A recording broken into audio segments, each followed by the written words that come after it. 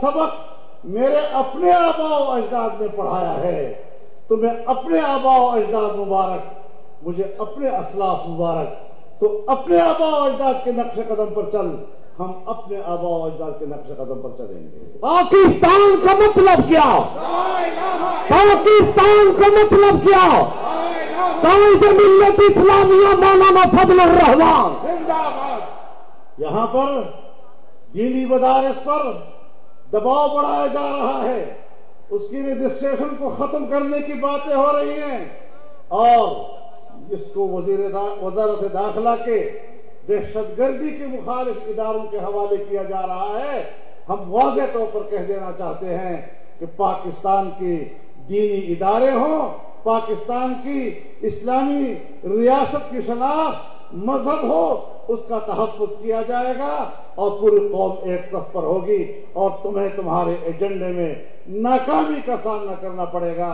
तुम्हें अपने फैसले वापस लेने पड़ेंगे। अगर आप फैसले वापस नहीं लेते तो फिर ये तहरीक जारी रहेगी। आप हज़रात इस तहरीक को जारी रखने का अहद करते हैं। कायद कदम पर हो, कायद कदम पर हो। ये तहरीक जारी रहेगी और हर आए दिन मुल्क के मुख्तलिफ इलाकों में मकामी सतह पर और ज़िली सतह पर मुजाहरों का सिलसिला भी जारी रहेगा।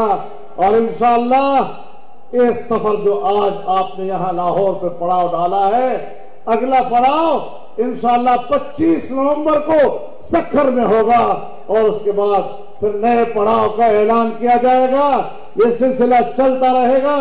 कौमी सफर है, जिहाद का सफर है, नामूस रिसालत के तहफ़्फ़ुज़ का सफर है, खत्म नबूवत का सफर है और इस हवाले से पूरी कौम एक आवाज है। हम अपनी सरजमीन वतन को न अमेरिका के हवाले कर सकते हैं, न यूरोप के हवाले कर सकते हैं और न ही हम इसराइल के हवाले कर सकते हैं। ये आजाद वतन आजादी के असास पर इंशाअल्लाह कायम व दायम रहेगा और इसकी इस्लामी शनाख्त के तहफ़्फ़ुज़ के लिए, हर कुर्बानी के लिए कौम का हर फर्द तैयार रहेगा।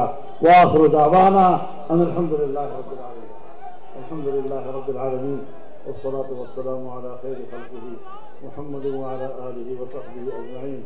रब्बना तक़ब्बल मिन्ना इन्नका अंतस समीउल अलीम व तुब अलैना इन्नका अंतत तव्वाबुर रहीम बिरहमतिका या